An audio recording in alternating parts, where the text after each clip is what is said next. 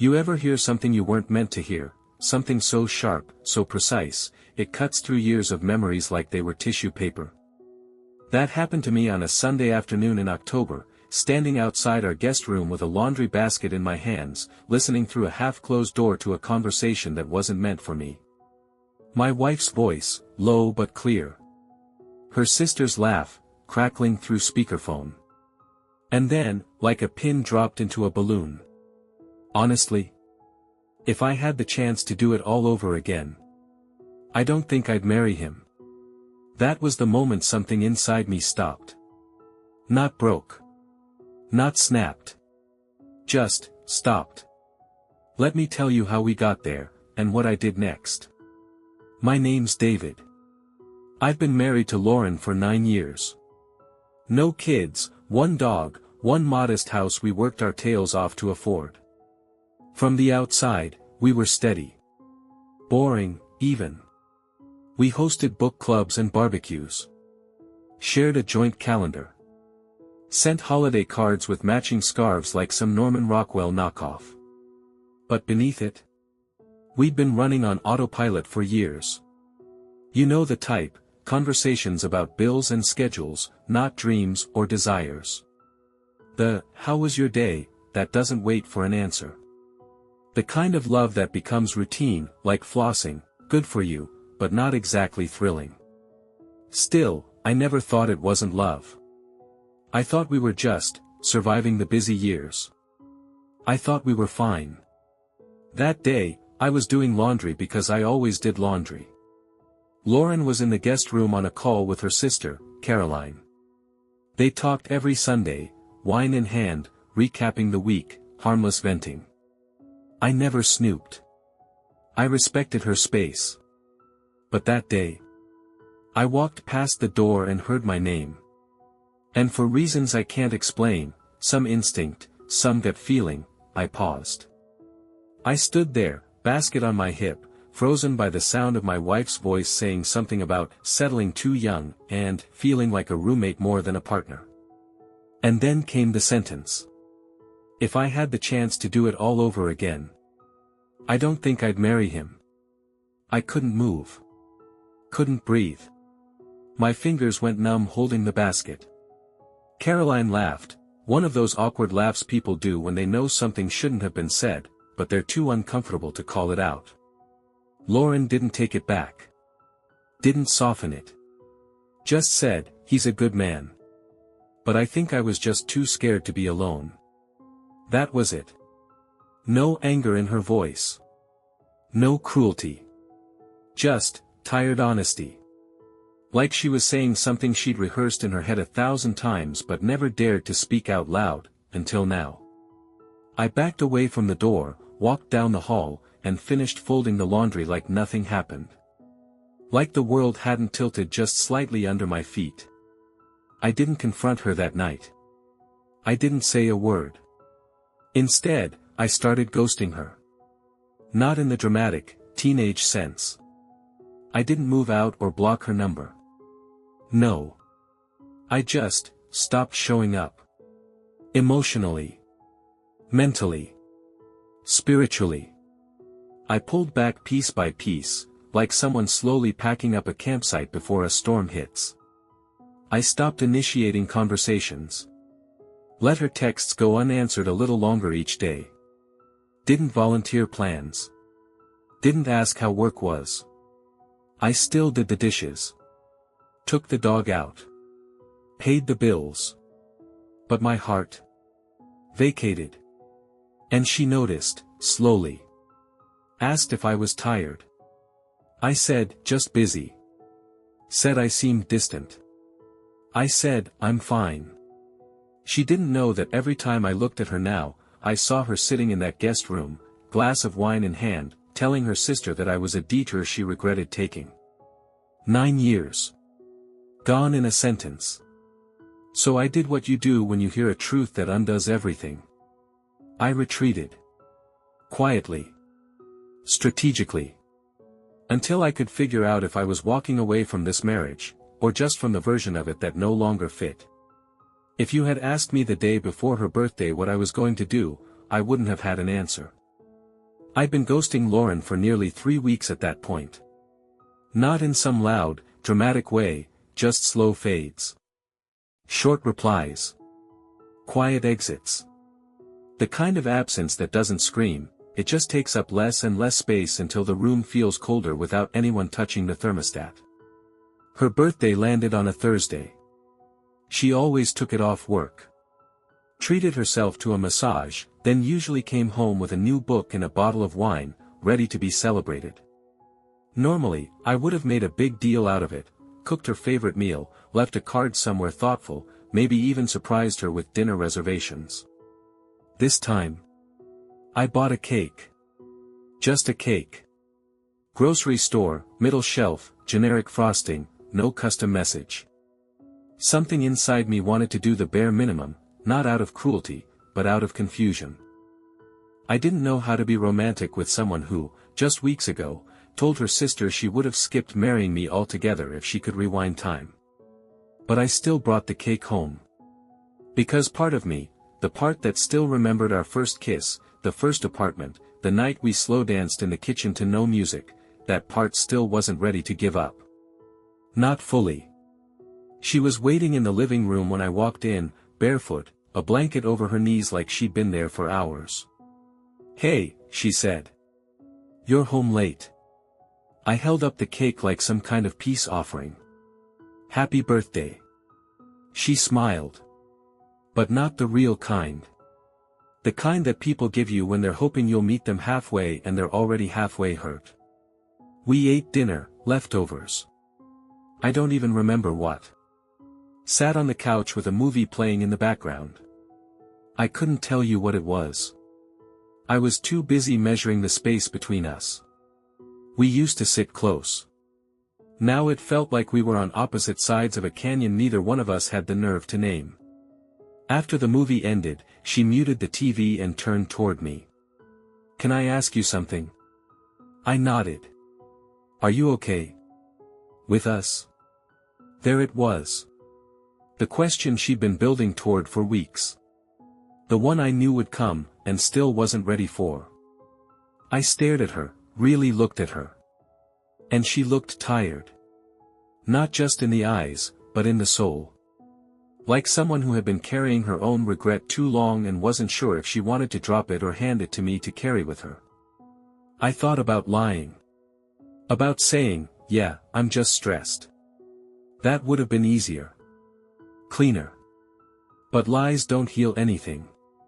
They just buy time you can't afford. So I said, "I don't know." Her face fell. But not in surprise. More like confirmation. "What happened?" she asked. I wanted to say, "You did." I wanted to say, "I heard you. I heard you say you wouldn't marry me again. I heard you erase us like it was a bad dream." But instead, I just said, "Things feel different lately." She nodded, eyes wet now. "I know they do. I've felt it too. I've been thinking a lot about who we are now, and who we were back then, and I don't know. Maybe we rushed it." There it was again. That same thread from the phone call. The regret, disguised as reflection. I didn't say a word. Because what do you say to someone who's rewriting your entire marriage as a misstep? She reached for my hand. But that doesn't mean I want it to end. I want us to talk. Really talk. I pulled my hand back gently. Not out of spite. Just because I didn't know if I could trust what came after that sentence. It's hard to pour truth into a cup that's already cracked. She didn't cry. Not then. She just said, "I don't want to lose you." And I wanted to believe her. But the thing is, once you've heard someone say they wouldn't choose you again, you start to wonder if staying means being chosen, or just being tolerated. We went to bed in silence that night. Not angry. Just uncertain. And that kind of silence. It doesn't echo. It accumulates. There's a drawer in our bedroom we never open. One of those catch-all spots filled with old receipts, dead batteries, expired coupons, and relics from better days. We called it the junk drawer, but the truth is, it wasn't just junk. It was a graveyard of who we used to be. About a week after Lauren's birthday, after the voicemail stopped and the tension stopped pretending to be casual, I opened it. I don't even know why. Maybe I was looking for something real. A sign that we hadn't always been strangers. Or maybe I was just tired of floating in this weird purgatory where I lived in the same house as my wife but didn't really live with her anymore. Buried under a tangle of headphones and birthday candles was the memory box. A small, beat-up wooden case we'd made back in our second year of marriage. We'd each thrown in trinkets, little things that had meaning when we were still collecting firsts. The movie stub from our third date. A napkin from the restaurant where we had our first real fight and somehow ended up laughing over tiramisu. A guitar pick from the night I played a song for her in our living room, her favorite song, badly, but with heart. It had dust on it now. The kind of dust that says, this was sacred once, but we forgot how to hold it. I sat on the edge of the bed and opened the box. Inside, tucked under the Polaroids and old notes, was something I didn't expect. A hotel key. I blinked. Picked it up. Small. Plastic. Faded logo of a resort we'd stayed at on our third anniversary. We got into a stupid argument on the way there, I remember. About music, of all things. She said I always played the same playlist. I said she never listened anyway. We sat in silence the last 30 miles, and I was sure we'd ruined the trip. But that night, we danced barefoot in the hallway outside our room because we could hear a wedding band playing through the walls. She grabbed my hands, laughed, said, "Let's pretend we just met," and we swayed like strangers falling in love for the first time. That was 5 years ago. And now? Now I couldn't even remember the last time we touched without it feeling like an apology. I sat there with that key in my hand, thinking maybe it wasn't too late. Maybe if we went back to that place, even just for a weekend, we could find what we lost. Strip away the years of worn-out schedules and unfinished conversations. Remember how to laugh without trying so hard. I almost brought it up that night. Almost. She was on the couch, watching something. A blanket over her knees, glass of wine half full, eyes on the screen but clearly miles away. I walked in with the key in my hand. Sat next to her. Thought about saying it. "Do you remember this place? Want to go back? Should we try, just once, to find our way again?" But I didn't. Because I looked at her, really looked, and realized, she wasn't reaching for me either. Not physically. Not emotionally. Not in any way that mattered. And I suddenly understood something awful. Maybe she didn't regret saying what she said that day on the phone. Maybe she regretted that I heard it. That night, I put the memory box back in the drawer. Closed it gently. Didn't mention the key. Didn't mention the idea. Didn't mention anything at all. The next morning, I left for work early. Didn't wake her. Didn't leave a note. Ghosting isn't always a choice made in anger. Sometimes, it's the only way you know how to mourn something that's still breathing. The thing about ghosting someone you live with is, it doesn't look like the movies. There's no slamming of doors, no suitcases packed in the middle of the night. It's slower. Quieter. 1,000 tiny exits disguised as daily routine. You stop asking how they slept. You stop reaching for their hand in the grocery store. You stop saying, "good night," but not because you're angry, because the words start to feel dishonest. I'd gotten good at it. Ghosting, I mean. Not cruel. Not cold. Just absent. Lauren noticed, sure. She noticed everything. But she didn't push. Maybe she was afraid of what she'd hear if she asked the wrong question. Or maybe she already knew and was letting the silence answer for both of us. But then, one night, she pushed back in the one place I didn't expect her to. My phone. It was a Tuesday. Long day. I was sitting in my car outside the office, engine off, just trying to summon the strength to go home and play pretend for another evening. That's when I got the message. From Lauren. Just one line. I know you heard me that day. I read it 3 times. My throat tightened. Then came the second message. I was venting. I was scared. I didn't mean it the way it sounded. But I can't fix what I don't understand. Please talk to me. I stared at the screen so long it dimmed. Locked. Lit back up again in my hand. I thought about typing. Thought about saying, then why didn't you say it to me first? Or, you don't get to rewrite it now. Or even, too late. But instead, I said nothing. I set the phone on the passenger seat and drove home in silence. She was in the kitchen when I walked in, back to me, slicing vegetables with a rhythm that told me she was trying to look calm. I messaged you, she said. I nodded. She turned around. I meant it. I know you heard me. And I'm sorry. That last word, sorry, hung in the air like a fog. Thick. Unsettled. Too late and still, somehow, not enough. You were talking to your sister, I said. First words I'd offered in 2 days. I know. Why didn't you say it to me? Her eyes filled a little, but she blinked fast. Didn't want to cry yet. Not unless I cracked first. I didn't know how. I didn't even know I felt it until I said it. It just came out. That's the truth then, I said. It just came out. So it was in there.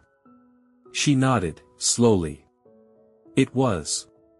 And I hate that it was. But David, don't you ever have thoughts you're scared to admit because they feel wrong, but real, at the same time? I wanted to say no. Wanted to act like I'd never once looked at our life and wondered if we'd built something out of momentum instead of meaning. But I couldn't lie. I had those thoughts too. I just didn't say them out loud. She took a step toward me. I wasn't saying I regret our life. I was saying I don't know if I knew myself when we chose it. I don't know if I ever gave us a fair shot. I was scared. You were safe. And somewhere along the way, I stopped telling you the truth. I nodded once. Just once. Because all I could think was, I stopped too. It's easy to blame someone for cracking the glass. But the truth is, I'd seen the fracture line long before she ever said the words. We both had. She reached for my hand. I didn't pull away this time. But I didn't grip back either. And then she asked the hardest question yet. Do you want to fix this? And I didn't answer. Because the truth is, I didn't know. You ever try to write something you know you'll never send? Not a text. Not a post. I mean really write, pen on paper, no backspace key, no autocorrect. Just you, your thoughts, and the crushing weight of everything you wish you'd said before the roof caved in. That's what I did the night I moved into the guest room. Not because we'd fought. Not because someone yelled. But because the silence in our bedroom had become something living, and I couldn't sleep next to it anymore. Lauren didn't ask where I was going. Didn't stop me. She just sat on the edge of the bed, back straight, hands in her lap, as I grabbed a pillow and quietly closed the door behind me. I sat on that old pull-out mattress, the one we used to save for visiting friends, and stared at the ceiling for a long time. Thought about how many versions of our life we had lived in this house, the hopeful one, the tired one, the polite one. And now this, the version where we lived side by side and still felt 1,000 miles apart. Around midnight, I found a legal pad in the desk drawer. And I started writing. I didn't plan it. I didn't know what would come out. But once I started, the words poured like a dam finally cracking under pressure. Lauren.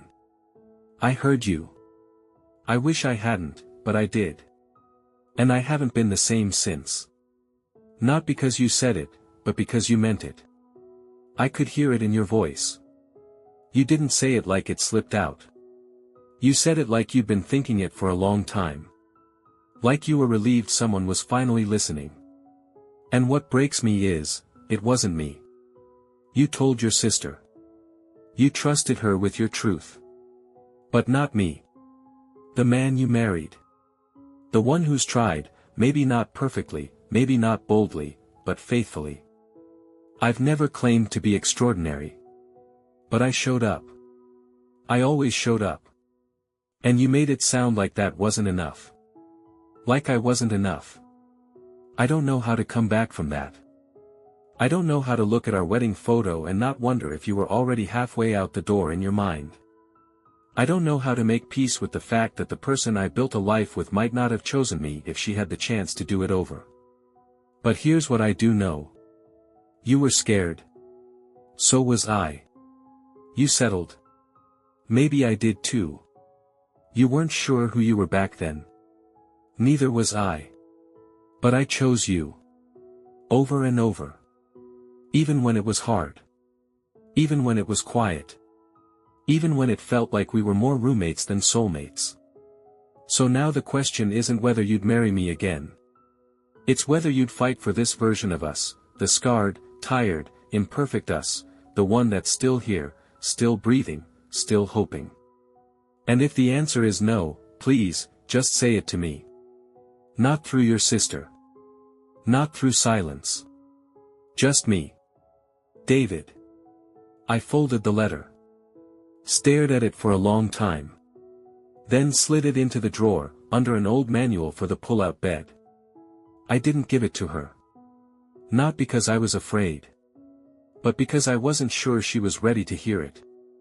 The next morning, she knocked on the guest room door. Light. Hesitant. Do you want coffee? She asked through the wood. I paused. Said, I'm okay. She didn't push. Just said, okay, and walked away. And for the first time, I didn't wonder if she'd come back. I wondered if I wanted her to. It happened on a Sunday. Almost poetic, considering that's when I first heard her say the words that unraveled everything. Same day of the week. Same soft light coming through the blinds. Except this time, I wasn't carrying a laundry basket, I was carrying the weight of a decision I hadn't yet made. I was still sleeping in the guest room. Still quiet. Still distant. And Lauren was still moving through the house like someone waiting for a verdict. She didn't know about the letter. I never gave it to her. But maybe she didn't need paper to feel the distance I'd written into every day. That morning, she knocked again. Only this time, she didn't ask about coffee. She just opened the door. I can't do this anymore, she said. I sat up. Do what? This. The pretending. The half conversations. The way you look at me like you're waiting for me to leave. I didn't speak. Because part of me was waiting. Waiting for her to say it was over. Waiting for her to say the phone call was her truth and everything else was a story we told to feel safe. Waiting for her to be the one who gave up first. But she didn't. She walked into the room and sat on the edge of the bed. I know I hurt you. I know what I said. And I know how it sounded. I won't defend it. But I need you to understand something. I looked at her. Really looked. And for the first time in weeks, her eyes weren't just sad. They were brave. I wasn't saying I don't love you, she said. I was saying I don't know if I ever let myself love you fully. I don't know if I ever let you in the way I should have. And that's on me. That's not your failure, it's mine. I felt something crack. Not like glass. Like ice, thick, slow, reluctant. I pulled away because I didn't know how to talk to you, I said. I thought if I got quiet enough, you'd hear how much it hurt. She nodded. And I did. I hear it every day. We sat in silence for a long time. Then she asked it again, the question that had been hanging between us for weeks. Do you want to fix this? And this time, I had an answer. Yes, I said. But only if we're not trying to fix what we had. I don't want to go back to that. What do you want? She asked. I want something new. Something honest. No performances. No pretending we're fine when we're not. No conversations that stop at the surface. She nodded again. And I could see it, the shift. The decision. Then we start from here, she said. It wasn't magic. We didn't fall into each other's arms. There was no swelling music, no dramatic kiss. Just two people sitting on a worn-out guest bed, both tired of holding their breath. That afternoon, we took a walk. Not far. Just around the neighborhood. Didn't talk about the past. Didn't talk about the future. Just the weather. A dog across the street. The neighbor's new fence. And it felt good. Not fixed. But possible. In the days that followed, we talked more. Said things we should have said years ago. Some of it hurt. Some of it healed. All of it was real. And somewhere in all of that, I realized. She wasn't the only one who might have chosen differently if given the chance. But that's the thing about marriage, or any long road with another person. You don't get to rewrite the beginning. You just get to decide how it ends. And this? This wasn't our ending. It was a choice. A new one. Made with eyes wide open. Made by two people who finally stopped ghosting themselves.